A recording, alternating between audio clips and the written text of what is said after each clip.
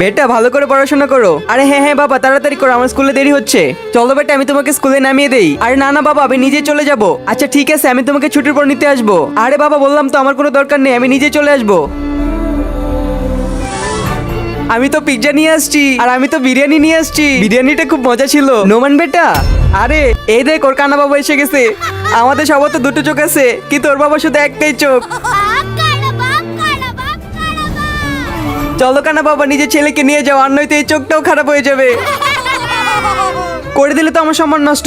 আমি বলছিলাম না আমাকে স্কুলে নিতে এসো না? তোমার একটা চোখ দেখে আমার বন্ধুরা সবসময় আমাকে নিয়ে মজা করে। বেটা আমাকে মাফ করে দে, এখন বাড়ি চল। ধরো ওই ব্যাগ, যাও, আমি নিজেই চলে যাব। কিছু বছর পর।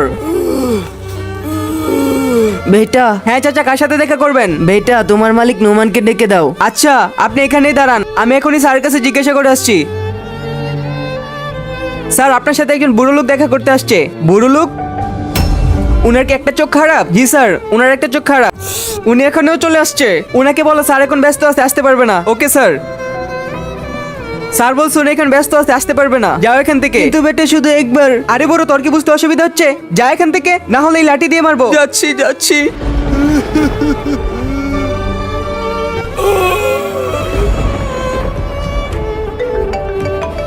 হ্যালো স্যার, আপনার বাবা হার্ট অ্যাটাক করে মারা গেছে। আপনি তাড়াতাড়ি ওনার বাড়িতে চলে আসুন। ঠিক আছে, আসতেছি।